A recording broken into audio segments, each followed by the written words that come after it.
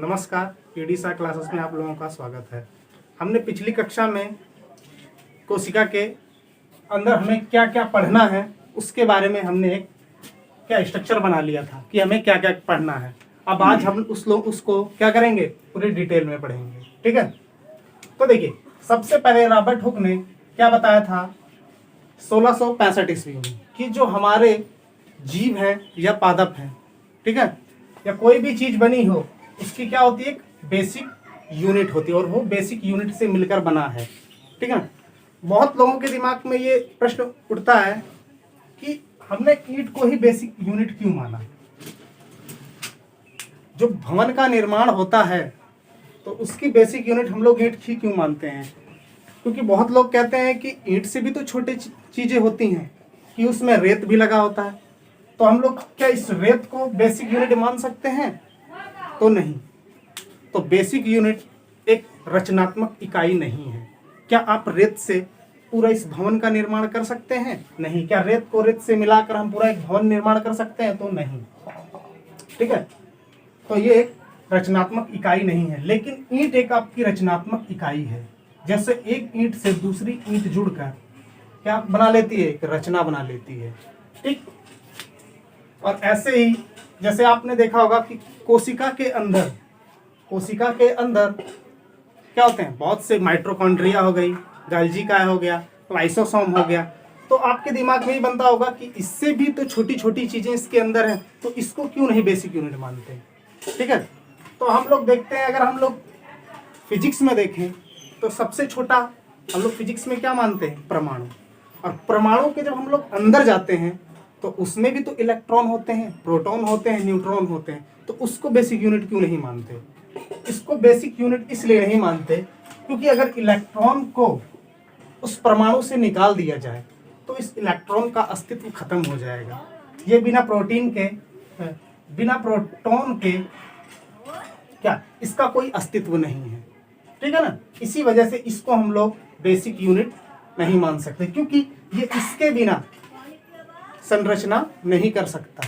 ठीक, इसी प्रकार अगर हम अपने कोशिका से माइटोकॉन्ड्रिया को निकाल दें, या आप बेसिक यूनिट उसको मानो, तो उस माइटोकॉन्ड्रिया को अगर हम निकाल देंगे, क्या माइटोकॉन्ड्रिया मिलकर क्या किसी चीज का निर्माण कर सकती हैं, किसी जीव का निर्माण कर सकती हैं? तो नहीं।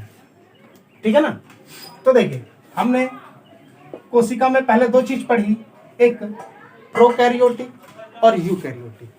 तो मैंने आपको बताया था कि जो प्रोकैरियोटिक होती हैं वो होती हैं जो प्रीमिटिव से निकला है, और जो हमारे प्रकृति में सबसे पहले क्या बनी होंगी, जो कोशिका बनी होंगी उसकी संरचना बहुत ही सरल होगी।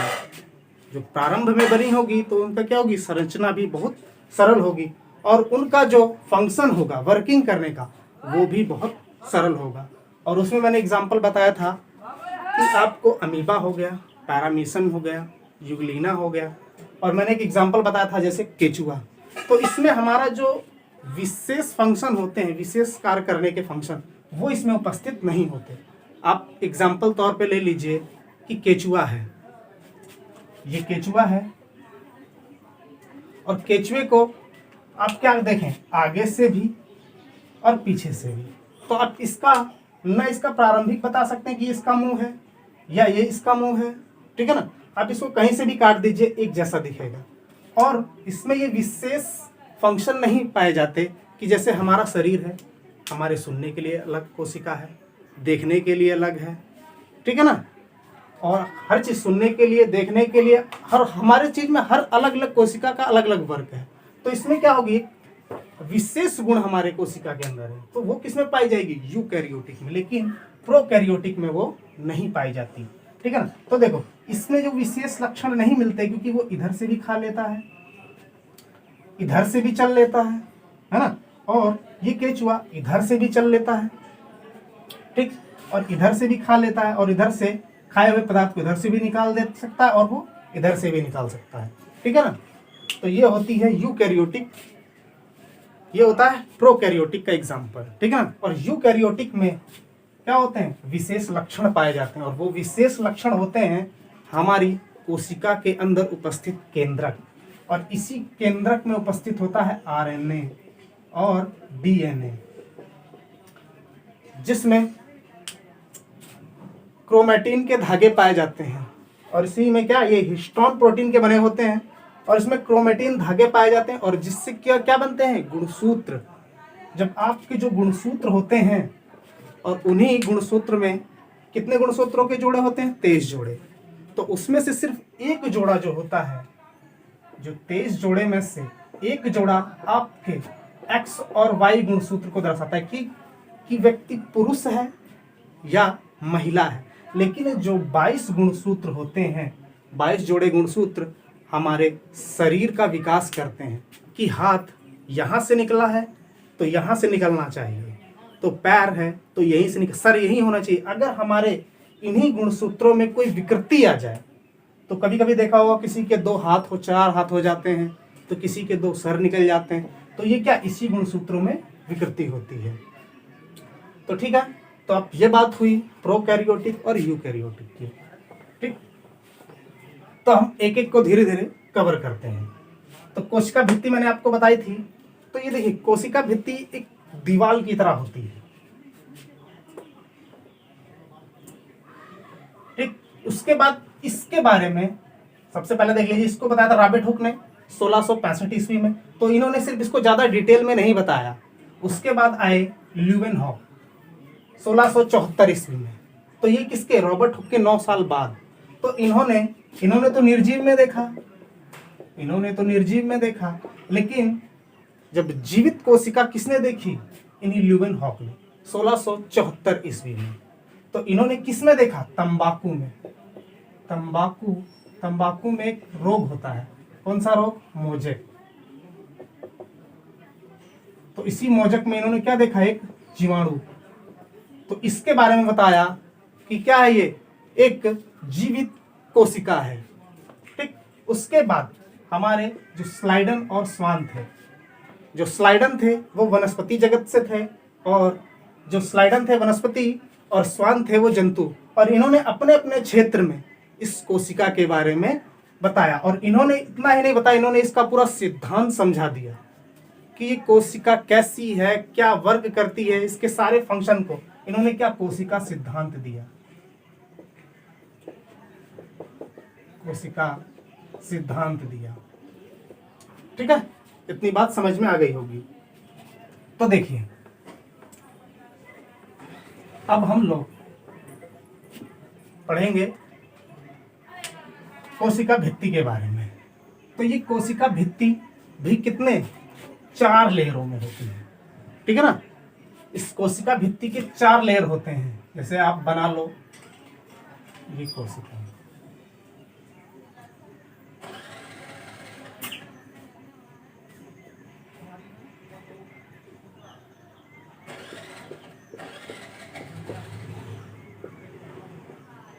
इसमें कितने लेयर होते हैं। अगर मान लो मैं इसमें हो क्या, कोशिका भित्ति, अगर इसमें कोशिका भित्ति होगी तो ये किसमें पाई जाएगी, जंतु पादप में। ठीक है ना, अगर इसमें बाहर सिर्फ क्या होगी, झिल्ली, तो ये किसमें पाई जाएगी, जंतु में। ठीक है ना। तो देखिए, ये इसकी जो लेयर होती है वो 4 परत में होती है, 1 2 3। ठीक है ना। तो इसको कहते हैं प्राइमरी, इसको कहते हैं सेकेंडरी, इसको कहते हैं टर्सरी। ठीक, और इस प्राइमरी और सेकेंडरी के बीच में एक लिक्विड टाइप में होता है जिसे कहते हैं मिडिल मेंटल। ठीक है, और ये जो मिडिल मेंटल होता है और ये जो इसका बाहरी आवरण होता है, ये कैसा होता है, बहुत ही कोमल होता है। और इसकी अपेक्षा इसके पीछे वाला जो सेकेंडरी होता है वो क्या होता है, कठोर होता है। और ये दोनों मिलकर क्या कर लेते हैं, ये लिक्विड इसको अच्छी तरीके से चिपका देता है। ठीक है ना। तो इसमें कितनी परत होती हैं, 4 लेयर। तो आपने एक एग्जाम्पल तौर पे आम देखा होगा। ठीक है ना। तो उसकी बाहर की परत कितनी मुलायम होती है। ठीक है ना, जब वो कच्चा होता है लेकिन बाहर की परत उसकी कितनी होती है, बहुत मुलायम होती है। लेकिन इसके बीच का जो मटेरियल है वो उस परत को क्या करता है, चिपकाए होता है, ठीक है ना। तो उसी की तरीके सेम है ये, ठीक। और ये बनी किससे होती है कोशिका भित्ति, ये बनी होती है सेल्यूलोज की, और ये कोशिका झिल्ली बनी होती है प्रोटीन और लिपिड की, ठीक है। तो ये प्रोटीन और लिपिड की बनी होती है। अब हम लोग कोशिका भित्ति के बारे में समझें और कोशिका झिल्ली के बारे में समझें। तो देखिए, अगर मान लीजिए ये अगर जंतुओं में ये कोशिका भित्ति पाई जाती, ठीक है ना, तो हमारे जो शरीर में जो क्या होते हैं, पसीना बाहर निकलता है, ठीक है ना। तो ये कैसे निकल पाता, नहीं निकल पाता, क्योंकि देखिए हमारे जो शरीर से पसीना निकलता है तो उसको झिल्ली क्या करती है, बाहर जाने देती है। लेकिन जब इसमें क्या कठोर भाग होगा कोशिका भित्ति का, तो इससे बाहर पदार्थ नहीं जाने देता, ठीक है ना।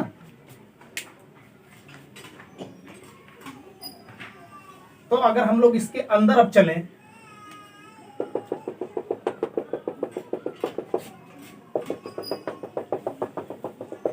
ठीक।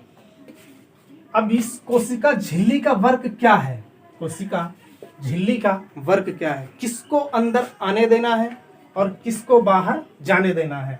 ये क्या करती है, एक वॉचमैन की तरह काम करती है, ठीक है ना, एक वॉचमैन की तरह काम करती है। और इतना जान लीजिए कि किसको एक बार अंदर जाने देना है, किसको बार बार जाने देना है, और किसको थोड़े समय के लिए बाहर जाने देना है। तो इसका काम यही होता है, ठीक है ना, एक वॉचमैन की तरह काम होती है कि जैसे गेट पे बैठा होता है वॉचमैन, किसको अंदर जाने देना है और किसको बाहर जाने देना है, ठीक है ना। कि जैसे देखिए हम लोग सांस लेते हैं, जब हम लोग सांस लेते हैं तो हमारे क्या सिर्फ ऑक्सीजन ही जाती है, तो नहीं, तो हमारे साथ ऑक्सीजन के साथ साथ नाइट्रोजन भी जाती है, ऑक्सीजन भी जाती है, और क्या कार्बन डाइऑक्साइड भी जाती है, और हमारे साथ क्या जलवाष्प भी जाता है। तो सिर्फ ये कोशिका एक्सेप्ट किसको करती है, सिर्फ ऑक्सीजन को करती है, ठीक है ना। तो ऑक्सीजन किस अंदर जाने देना है, तो इसका किसका कार्य होगा, ये झिल्ली। तो ऑक्सीजन को कौन अंदर जाने देगी, झिल्ली, ठीक है। या हम लोग कोई टॉक्सिन्स खा लेते हैं, कोई विषैले पदार्थ खा लेते हैं, तो पहले ये क्या करती है, झिल्ली इसका विरोध करती है कि इसको अंदर जाने दे या ना जाने दे, ठीक है ना। तो हम लोग अब इस प्रोटोप्लाज्म को पढ़ेंगे। देखिए इस प्रोटोप्लाज्म में होता क्या है, इसमें होता है 80, इसको अब मिटा दो एक बार।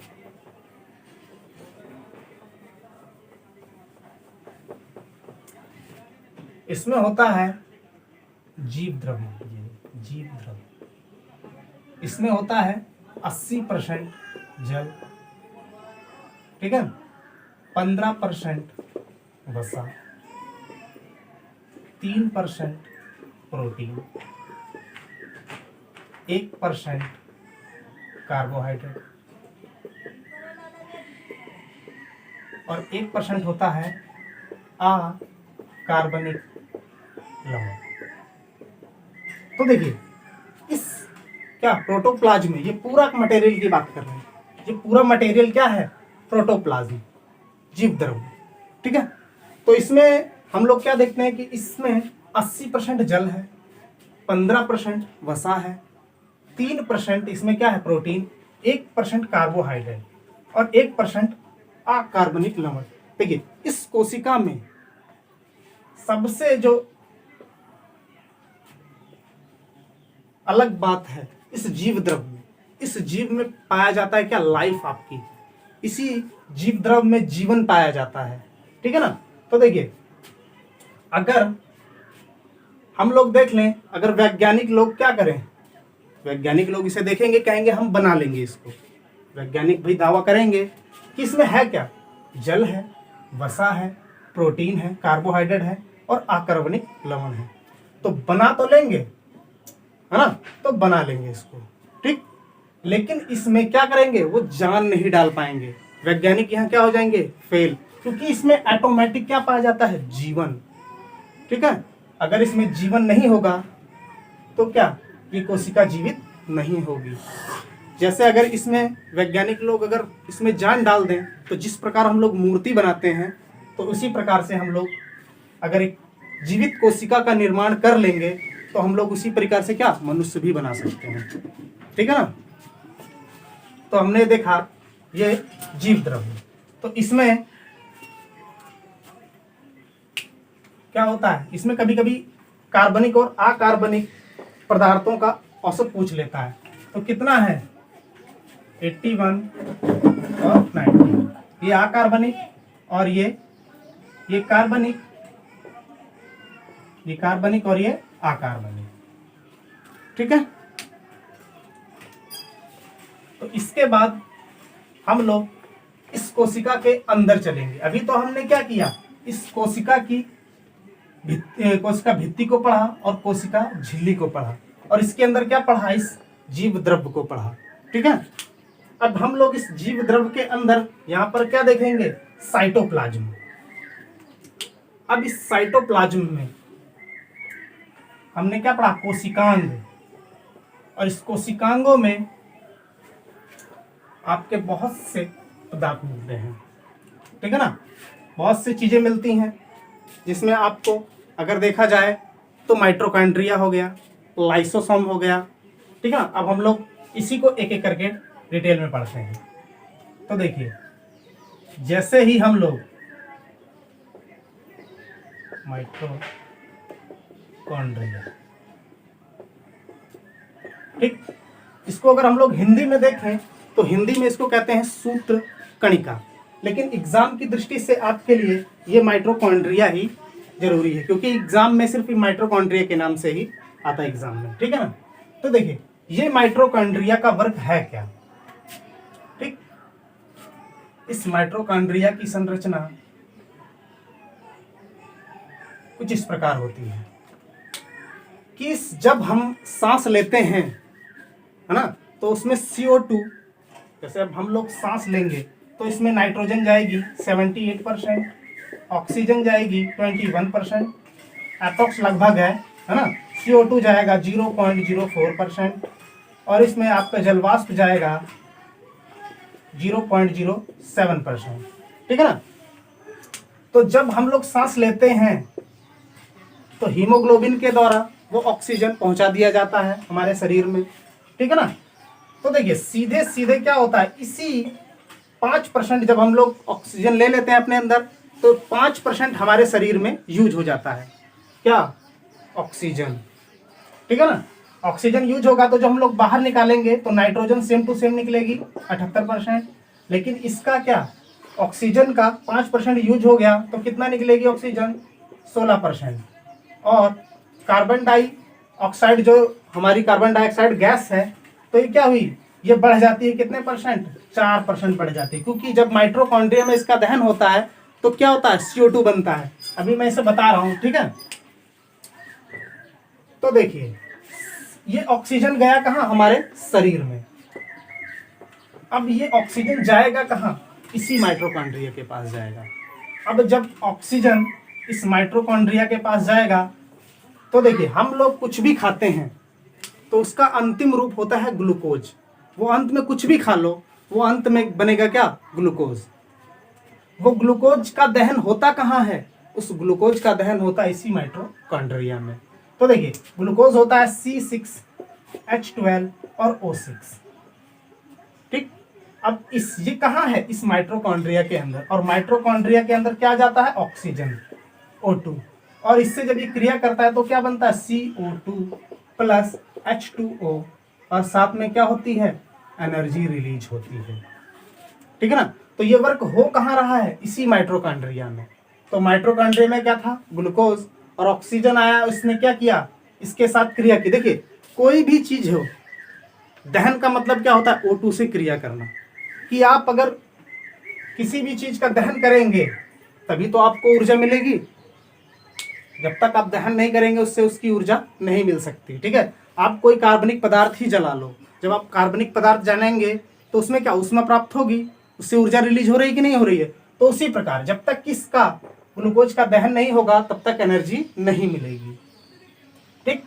अब ये एनर्जी किस रूप में बनती है, तो इसमें केमिकल बनता है एटीपी, ठीक है ना, एडेनोसिन ट्राई फास्फेट, ठीक है ना, ये केमिकल बनता है। ठीक, इसमें क्या होती है, एनर्जी होती है। जैसे आपने केमिस्ट्री में पढ़ा होगा सोडियम, और सोडियम में भी क्या होती है, एनर्जी।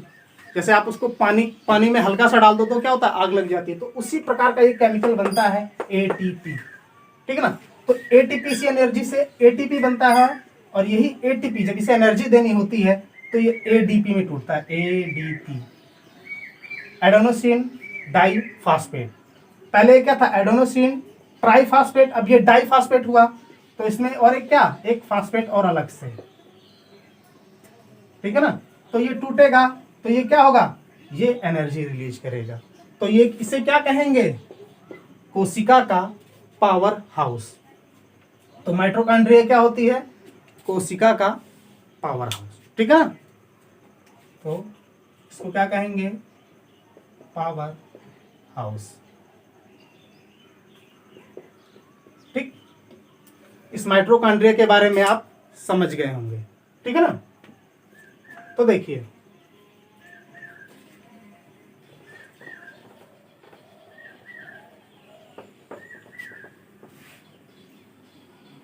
और इसकी खोज किसने की थी, आल्टमैन ने, आल्टमैन।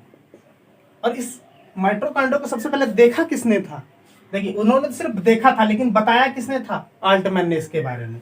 तो देखा जिसने था उसका नाम था मेंडा, ठीक है ना, कभी कभी एग्जाम में पूछ लेता है। तो चलिए फिर हम लोग चलते हैं दूसरे चीज पास। दूसरा आता है हमारे पास गाल्जी काय, गाल्जी काय, इसको हम लोग क्या कहते हैं, गोल्जी बॉडी, ठीक है ना। अब देखिए गाल्जी काय का वर्क होता क्या है हमारी कोशिका के अंदर। ठीक, ये इसी जीव द्रव में फैली रहती है चारों तरफ, और ये होती है ज्यादातर इस किनारे में, कोशिका झिल्ली के किनारे, ठीक है ना। एक कोशिका झिल्ली के किनारे एक पतली पतली नली नुमा, और ये क्या करते हैं, एक गुच्छे के रूप में रहती हैं, है ना, एक समूह के रूप में होती है। तो ये क्या कर लेती हैं, गुच्छा बना लेती हैं। तो देखिए इसका मेन वर्क क्या होता है कि जो हमारे शरीर में माइटोकॉन्ड्रिया में दहन हुआ या कोई भी चीज है हमारे शरीर में, यदि उसका मेटाबॉलिज्म हो रहा है और उससे जो अवशेषी, अगर हमारे शरीर में कोई उपापचय हो रहा है, अगर उससे कोई अवशेषी पदार्थ बचता है उस कोशिका के अंदर, तो उसी अवशिष्ट पदार्थ को बाहर ले जाना, शरीर से कोशिका से बाहर निकालना, इसी गाल्जी बॉडी का कार्य है। गाल्जी बॉडी क्या करती है, हमारे कोशिका से अपशिष्ट पदार्थों को बाहर निकालने का कार्य इसी गाल्जी बॉडी का है, ठीक है। और इसी गाल्जी बॉडी का एक दूसरा वर्ग है, पहला अपशिष्ट पदार्थ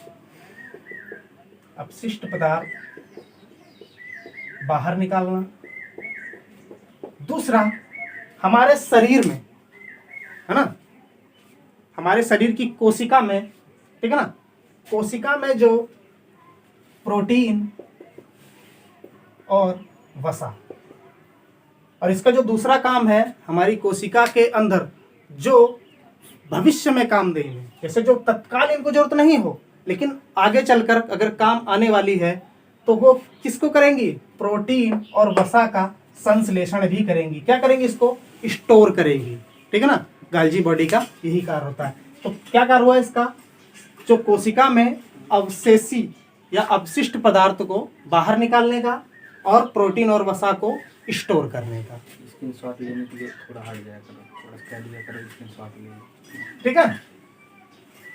अब देखिए, अब तीसरा आता है हमारे पास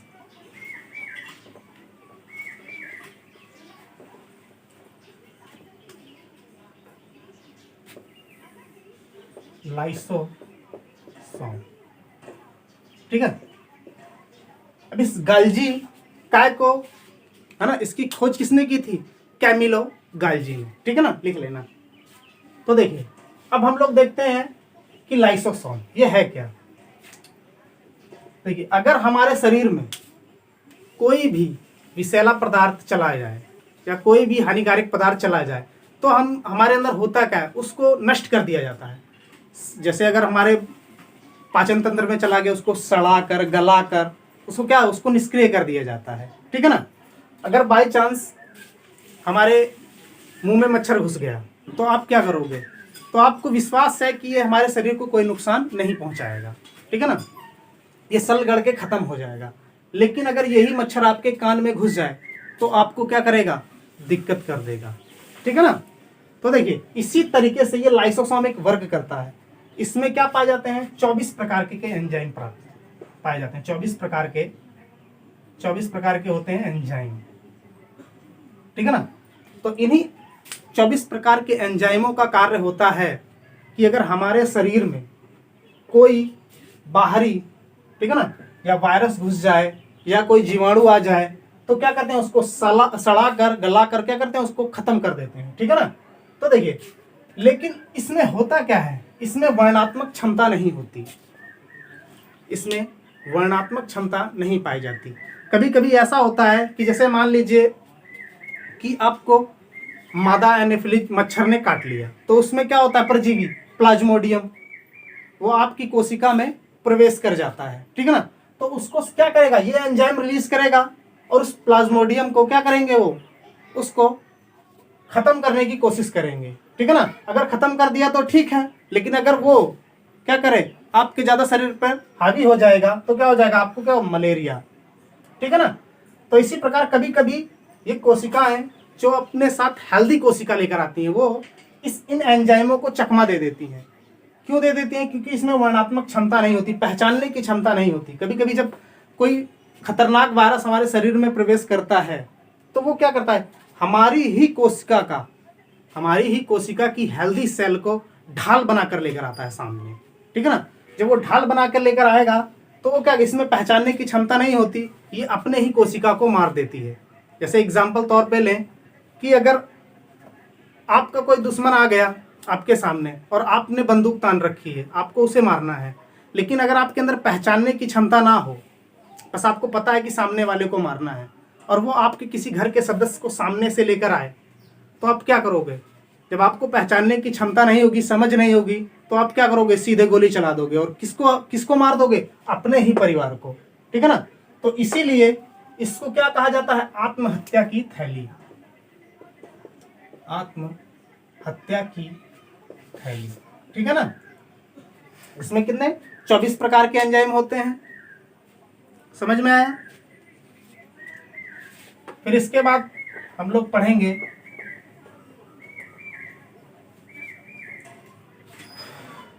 ये लाइसोसोम, ठीक। अब इसके बाद हम लोग पढ़ेंगे इसके अंदर आपका राइबोसोम्स, नहीं इससे पहले पढ़ लो इंडोप्लाज्मिक रेटिकुलम। देखिए ये आपको हिंदी में ना देकर इंग्लिश में देता है ज्यादातर एग्जाम में। इसको कहते हैं अंतः प्रदत्त जालिका, ठीक है ना, अंतः प्रदत्त जालिका, ठीक है ना। अब देखिए इसका वर्क क्या होता है, ये हमारी कोशिका में इसकी संरचना कुछ इस प्रकार होती है, ठीक है ना। और एक होता है चिकना भाग, एक होता है खुरदरा, ठीक है। अब देखिए यही है आपका एंडोप्लाज्मिक रेटिकुलम। अब इसका देखिए कार्य क्या है हमारी कोशिका के अंदर। देखिए जिस प्रकार हमारी कोशिका के इस आवरण पर कोशिका भित्ति होती है, ये सिर्फ क्या एक वॉचमैन की तरह काम करती है कि किसको अंदर जाना है और किसको बाहर आना है, ठीक है ना। लेकिन इसके बाद अब कौन सा पदार्थ किस अंग को जरूरत है इस कोशिका के अंदर, कि भैया इस लाइसोसोम को क्या चीज की जरूरत है, माइटोकॉन्ड्रिया की किसकी जरूरत है, अगर कोई प्रवेश किया तो इसको किसके पास जाना है, तो कौन डिसाइड करता है, यही एंडोप्लाज्मिक रेटिकुलम। इसको क्या कहते हैं हम लोग, यातायात प्रबंधन।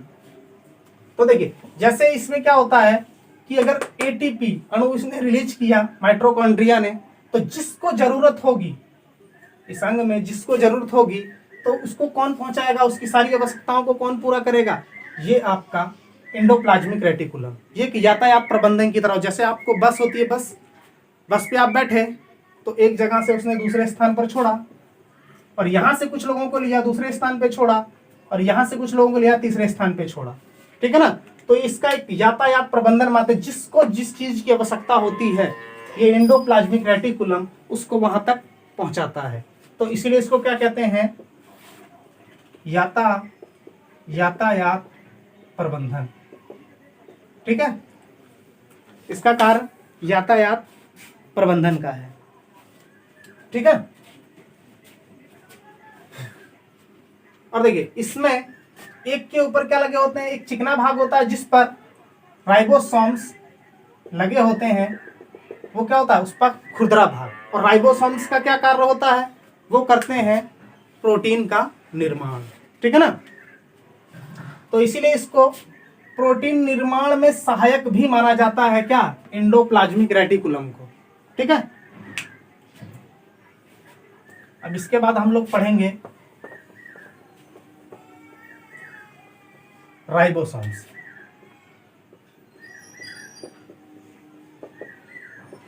ठीक है। अब देखिए राइबोसोम्स का कार्य क्या होता है, राइबोसोम्स का कार्य होता है प्रोटीन का निर्माण करना, ठीक। ये क्या करता है, प्रोटीन का निर्माण, ठीक। अब देखिए हम लोग बाहर से भी प्रोटीन खाते हैं, हम लोग बाहर से भी प्रोटीन लेते हैं। आपने पनीर खा लिया, ठीक है ना, तो भी तो बाहर से प्रोटीन ले रहे हैं। और हमारे राइबोसोम्स भी क्या कर रहे हैं, प्रोटीन का निर्माण कर रहे हैं। तो ये उस जिस रूप में हम लोग खाते हैं, ठीक है ना, उस रूप में प्रोटीन नहीं बनाता। जैसे हमने क्या किया, पनीर खाया, उसमें से प्रोटीन का क्या होता है, उसका पाचन होता है। जब वो उसका पाचन होता है तो किस में टूटता है, अमीनो एसिड में टूटता है। तो ये इस अमीनो एसिड को, है ना, इसी अमीनो एसिड से ये क्या बनाता है, प्रोटीन का निर्माण, ठीक है ना। और प्रोटीन होता क्या है, नाइट्रोजन युक्त जटिल कार्बनिक यौगिक ही क्या होते हैं, नाइट्रोजन वो प्रोटीन होते हैं। नाइट्रोजन युक्त जटिल कार्बनिक यौगिक ही क्या होते हैं, प्रोटीन। तो देखिए एक अमीनो एसिड,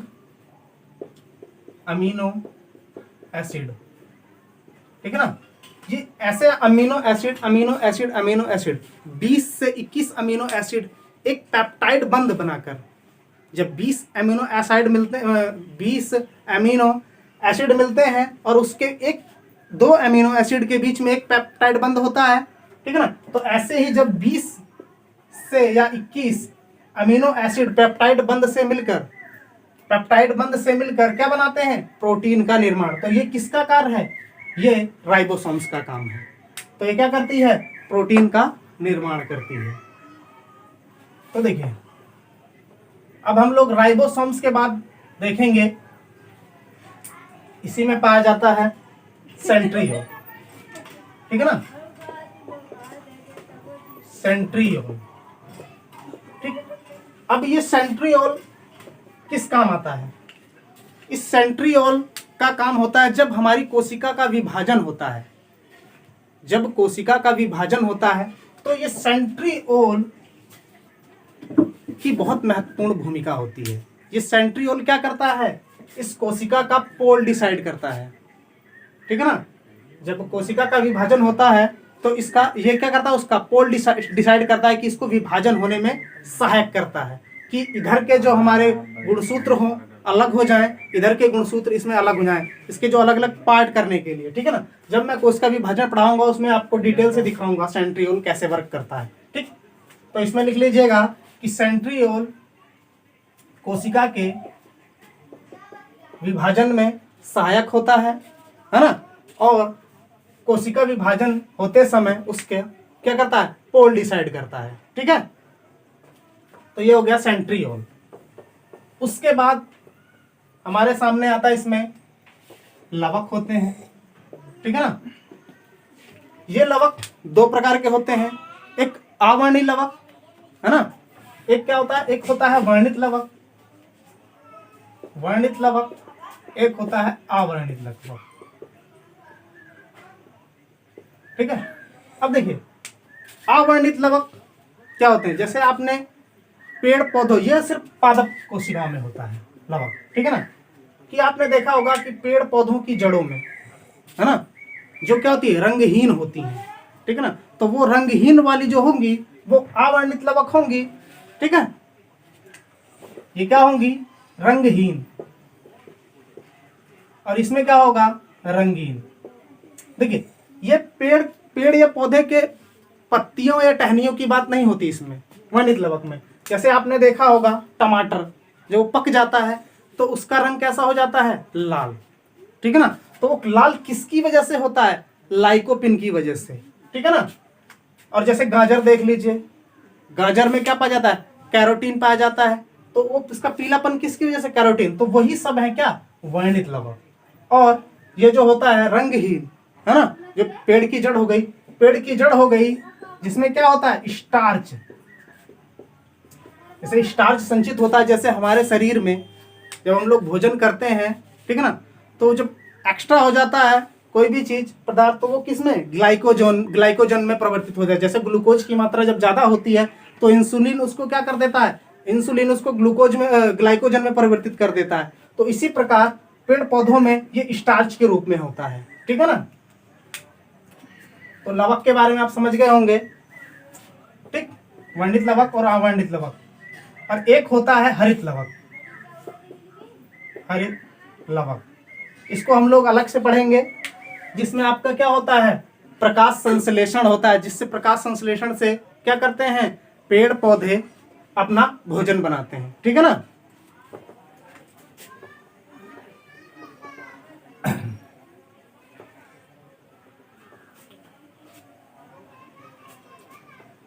अब इसके बाद हमारा आता है क्रोमोसोम। अब देखिए क्रोमोसोम की अगर बात होती है तो वो किसके अंदर, इस केंद्रक के अंदर, ठीक है ना, और वो क्रोमोसोम्स कहाँ होता है, केंद्रक के अंदर, ठीक है ना,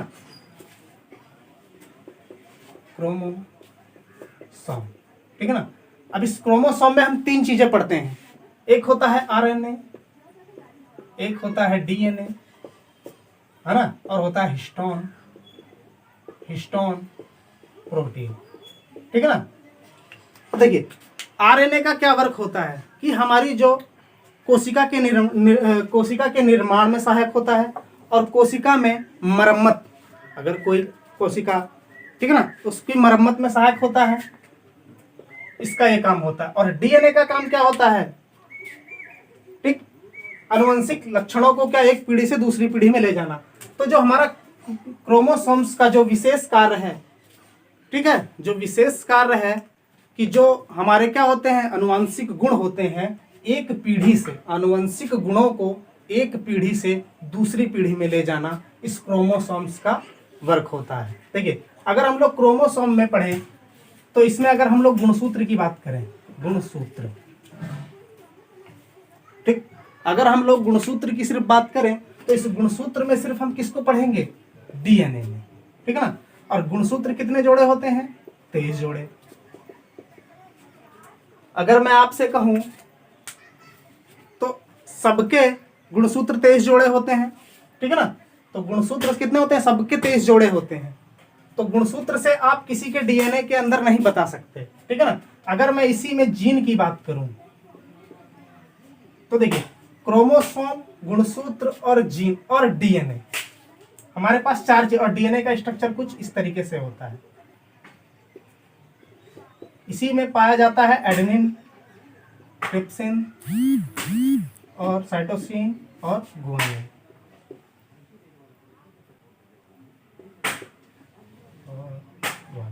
देखिए ये जब एक स्ट्रक्चर बनता है तो इसी को हम लोग क्या कहते हैं, जीन। डीएनए का सिर्फ एक स्ट्रक्चर होता है, क्या, जीन। तो देखिए जो मेन वर्क होता है, जैसे हमारे डीएनए का या क्रोमोसोम्स की जो बेसिक यूनिट होती है, जो हम लोग उसकी बेसिक यूनिट माने तो वो क्या होती है, जीन।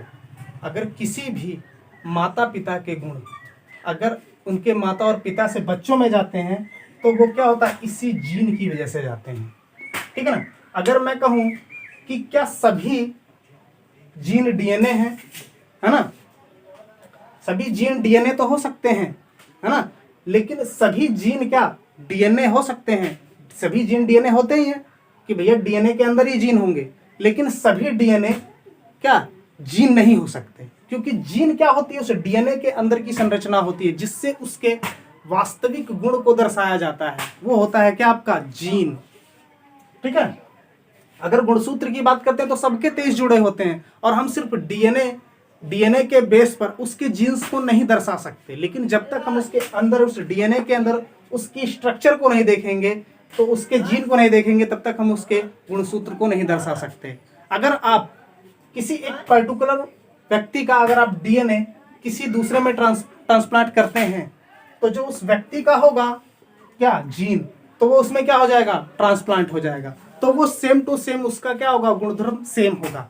लेकिन आप गुणसूत्र की बात करें कि अगर आप किसी के गुणसूत्र किसी में ट्रांसफर कर दें, तो आपको ये पता ही नहीं रहेगा कि उसके क्या जीन में कौन से अनुवांशिक गुण है। ठीक है ना, तो जीन और गुणसूत्र में ये अंतर होता है। ठीक है ना, तो जो मेन गुण दर्शाता है, कौन दर्शाता है, जीन। ठीक, तो देखिए जैसे हम लोग देखते हैं कि और ये हिस्टोन प्रोटीन से क्या आरएनए और डीएनए दोनों बने होते हैं। हम लोग अगर देखें तो इसमें क्या होता है, क्रोमेटिन के धागे होते हैं। जैसे कोई भी चीज है जब इसका विभाजन होता है या जाइगोट बनता है, मान लीजिए, ठीक है ना, जब जाइगोट बनता है, ठीक है ना, तो इसमें क्या होता है, क्रोमेटिन के धागे नुमा संरचना होती है। और जब ये बीच में कटते हैं ना, जब ये धागे बीच बीच में से कट के एक कुंडलित आकार की संरचना बनाते चले जाते हैं, तो यही क्या होते हैं, क्रोमोसोम, है ना। इससे क्या होता है, गुणसूत्र। ठीक है ना, गुणसूत्र। और इन्हीं गुणसूत्र में से सिर्फ एक जोड़ा जो गुणसूत्र होता है वो हमारे पुरुष या महिला होने का दर्शाता है कि ये पुरुष अगर XX हो गया तो ये महिला हो गई। ठीक है ना, अगर ये XY हो गया तो ये पुरुष हो गया, सिर्फ एक जोड़ा। लेकिन जो 22 जोड़े होते हैं वो हमारे क्या पूरे शरीर के बॉडी निर्माण में, कि हमारा हाथ कहाँ से निकलना है, हमारी आंखें कहाँ होनी चाहिए, ये 22 के 22 जोड़े गुणसूत्र इस चीज को व्यवस्थित करते हैं। तो क्या कि जो हमारे क्रोमेटिन है, जो केंद्र है, जो केंद्रक है, जिसमें आरएनए है, डीएनए है, हिस्टोन प्रोटीन है, तो वो क्या इस पूरे किसको, कोशिका की अंदर के कोशिका पूरे शरीर की कोशिकाओं को क्या करता है, उसको फॉलो करता है। ठीक है, इसको कंट्रोल करता है पूरा। ये क्या केंद्र, जैसे हमारे शरीर का पूरा मस्तिष्क भाग क्या होता है, पूरे शरीर का मेन भाग क्या होता है, मस्तिष्क, उसी प्रकार से इस कोशिका का जो मेन भाग होता है वो इसका होता है केंद्र। अगर आप लोग देख लो कि देखिए महिला का, पुरुष का X और Y, तो ये पुरुष बन गया। ठीक है ना, X और Y, और ये XX है तो ये क्या हो गई, महिला। ठीक है ना, अगर देखिए इससे अगर X निकला और इसमें तो X और Y दोनों उपस्थित हैं गुणसूत्र, लेकिन इसमें सिर्फ क्या है, XX है, तो इसमें से अगर यदि X आ गया और इसमें तो सिर्फ क्या XX ही है, तो क्या हो गई, महिला। ठीक है, तो इसमें क्या हो गई, महिला। यदि इस पुरुष से एक Y निकल गया और इसमें तो सिर्फ X है, तो ये क्या हो जाएगा, लड़का। ठीक, तो देखिए कभी कभी ऐसा होता है, ठीक है, पुराने जमाने में ऐसा होता था कि जब किसी की संतान नहीं होती थी तो वो क्या करता था, दूसरी, जब उसको लड़की बार बार होती रहती थी तो वो क्या करता था, दूसरी शादी कर लेता था। फिर ट्राई किया तो फिर तब भी लड़की, तो फिर वो क्या करता था, दूसरी शादी कर लेता था, तीसरी शादी, चौथी शादी। तो इसमें क्या, स्त्री का इसमें कोई दोष नहीं होता, क्योंकि इसमें सिर्फ X और X ही है। और कमी कहाँ है, पुरुष में, क्योंकि इसमें X और Y दोनों हैं। और जिसका अगर X ज्यादा मजबूत होगा तो सिर्फ X ही निकलेगा। ठीक है ना, अगर Y निकलेगा तो पुरुष बनेगा, लेकिन अगर सिर्फ XX निकले तो क्या होगा, वो हमेशा स्त्री, उसको लड़की ही पैदा होती है। ठीक है ना, तो ऐसा होता है। ठीक, तो इसके बाद हम लोग कोशिका का विभाजन पढ़ेंगे। ठीक है ना, फिर उसके बाद हम लोग इसी में क्या, ऊतकों के प्रकार पढ़ेंगे। ठीक है ना, अब इससे जो शेष बचा होगा इसमें हम कल नेक्स्ट वीडियो में देख लेंगे। ठीक है ना। बहुत बहुत धन्यवाद।